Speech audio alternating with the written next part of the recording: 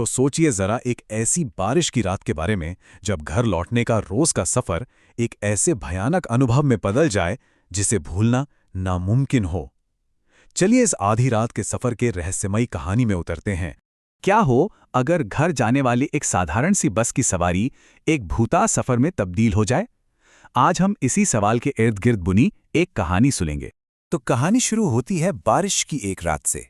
यहाँ हमारी मुलाकात होती है तुषार से, जो देर रात अपने घर लौटने की जल्दी में है। ऑफिस से निकलने में देर हो चुकी थी और बाहर मूसलाधार बारिश हो रही थी।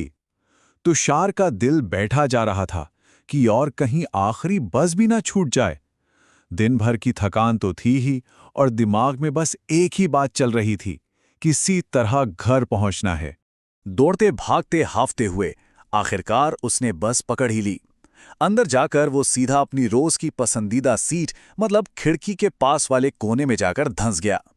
बाहर से आती ठंडी हवा और शीशे पर पड़ती बारिश की बूंदों ने उसे एक अजीब सा सुकून दिया। और बस यहीं से कहानी का रुख बदलने वाला था। जो बस अब तक सामान्य लग रही थी, उसमें अब कुछ बहुत ही अजीब होने वाला था। जब तुषार बस में चढ़ा तो बस पूरी तरह से खाली थी। उसने सोचा शायद बारिश की वजह से सब जल्दी घर चले गए होंगे। अपनी सीट पर बैठकर थकान के मारे उसकी आंख लग गई। लेकिन सिर्फ 2 मिनट बाद जब उसकी आंख खुली तो उसने देखा कि बस लोगों से खचाखच भरी हुई है। वो एकदम हैरान रह गया। मतलब अभी तो बस खाली थी, इतने सारे लोग अचानक से आ कहां से गए? खैर, उसने इसे अपनी थकान का असर समझकर नजरअंदाज कर दिया। लेकिन कुछ देर बाद जब उसकी आंख दोबारा खुली तो बस फिर से पूरी तरह खाली थी। ये बहुत ही अजीब था। बीच में कोई स्टॉप भी नहीं आया था। तो फिर वो सारे लोग, वो भीड़ कहाँ गायब हो गई? अब तुषार के दिल में एक अनजाना सा डर बैठने लगा था। इस उलझन के बीच कहानी में एंट्री होती है एक नए और रहस्यमयी किरदार की, जो तुषार के डर को और भी ज्यादा बढ़ा देता है। तभी ना हवा में बीड़ी की एक तीखी गंध घुल गई। उसने मुड़कर देखा तो बगल वाली सीट पर एक बूढ़ा आदमी बैठा था। चेहरे पर गहरी झुर्रियां थीं और उसकी आंखें ऐसी थीं जैसे रात के अंधेरे को भी चीर दें। वो आदमी वहां कब और कैसे आया, तुषार को कुछ पता ही नहीं चला। तुषार कुछ पूछ पाता उससे पहले ही उस बूढ़े ने एक ठंडी सपाट सी आवाज में कहा, बेटा 30 साल से मैं हर रात इसी बस में सफर करता हूं। और फिर उसकी आवाज एक गहरी फुसफुसाहट में बदल गई। आधी रात के बाद इस बस में कोई इंसान चढ़ने की हिम्मत नहीं करता। उस बूढ़े ने अपनी कहानी सुनानी शुरू की कि कैसे एक रात उसने इसी बस में एक आदमी को देखा था जिसकी आंखें एकदम खाली थीं। उस आदमी ने उसके कान में फुसफुसाकर कहा था, तू यहां नहीं होना चाहिए, और अगले ही पल वो हवा में गायब हो गया। तुषार को लगा कि बूढ़ा बस कहानियां बना रहा है, लेकिन फिर भी मन में एक अजीब सी बेचैनी होने लगी थी। और अब कहानी अपने सबसे डरावने मोड़ पर पहुंचती है, जहां तुषार का सामना एक ऐसे सच से होता है जिसकी उसने कभी कल्पना भी नहीं की थी। बूढ़े की बातों को सोचते सोचते तुषार को फिर से झपकी आ गई। लेकिन जब उसकी आंख खुली तो बगल वाली सीट खाली थी। वो बूढ़ा आदमी गायब हो चुका था। अब तो तुषार को यकीन हो गया था कि इस बस में कुछ तो बहुत बड़ी गड़बड़ है। तभी उसकी नजर सामने की सीट पर बैठे एक आदमी पर पड़ी, जो अखबार पढ़ रहा था। मतलब रात के 1 बजे इस सुनसान बस में अखबार कौन पढ़ता है?